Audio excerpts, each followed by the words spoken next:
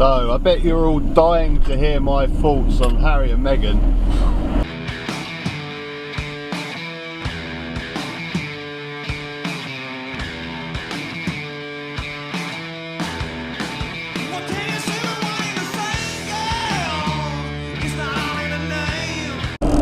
So, big news at the moment, seems to be in all the newspapers, on all the news channels.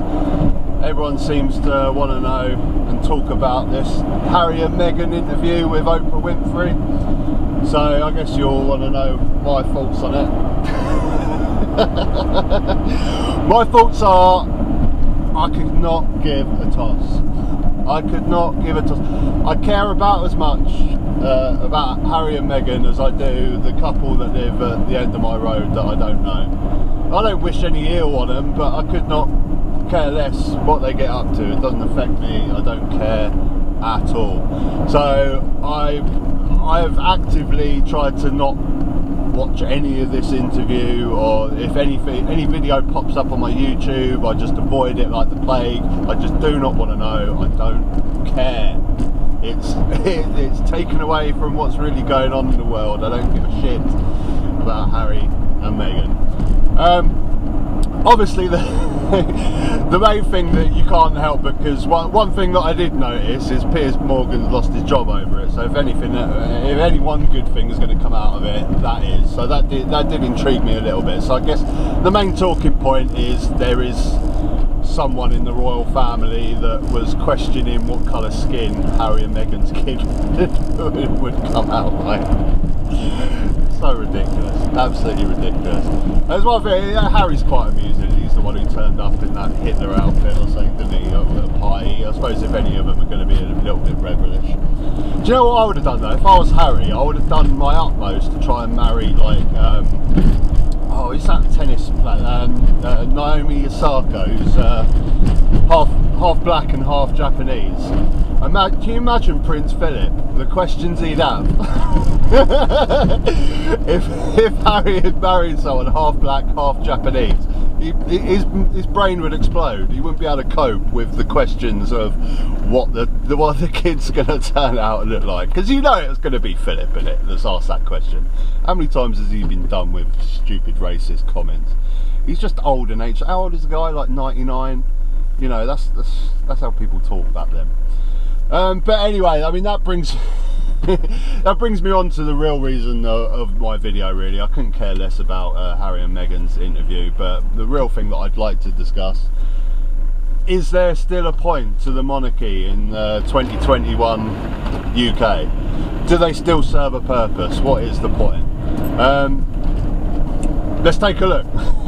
Have you ever seen when the Queen comes and addresses Parliament?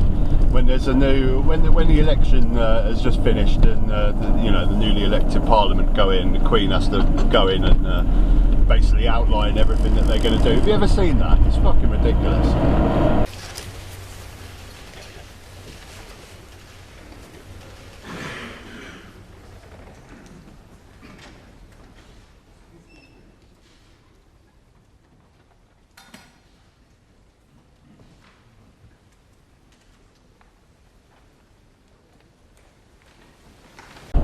What are those boys doing? What are those little... I need some orphan boys to come and pick up my red dress and carry it for me, because I can't possibly do it myself. What is that? My ministers will continue to bring the public finances under control so that Britain lives within its means. Britain live within its means? The cheek of it! The cheek of it! She's sitting there on her gold chair and her big shiny hat. Britain live within its means? I couldn't possibly do this without my big fuck off gold shiny chair and my diamond encrusted hat. It's fucking bollocks! My lords and members of the House of Commons,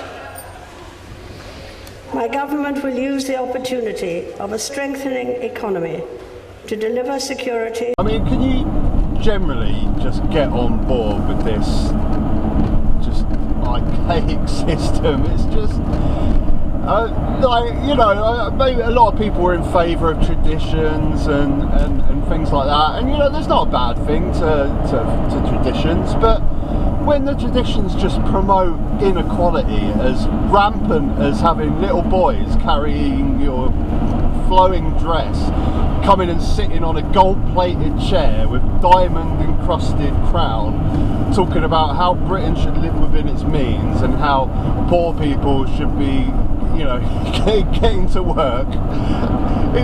You can't get on with this system anymore. You can't do it, and you know, we laugh about it, but I mean, when you look at the facts, I mean, the facts are clear. The royal family costs 67 million per year to the British taxpayer. Add that up, that's about 2 million nurses. But oh, by the way, there's the Amex Stadium over there. I always have to salute. Seagulls, Brighton fans out there, probably not many. Yeah, you ask the normal person, what would you rather have, royal family or an extra 2 million nurses? The royal family's net worth is 88 billion,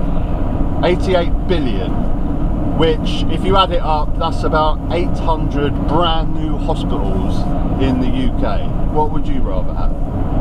And I cannot get on with this bloody argument about, every time you mention this, I always go, oh, but it brings in tourism, doesn't it? You know, they're bringing in the tourism.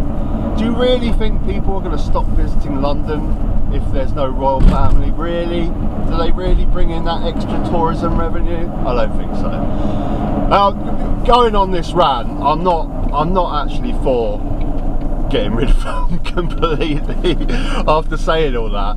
I'd be up for sort of a more sort of like Sweden, Netherlands type system where they're there, you know, because the system, well, I think if you got rid of them completely, you'd have to have a whole uphaul of the system completely from ground up, and it'd just be a bit confusing. I'd just be happy with just have a queen, but all the rest of those people, all the ones, you know, this is why I don't care about Harry, because he's insignificant to me. He's like 8th in line for the throne. Why should we care?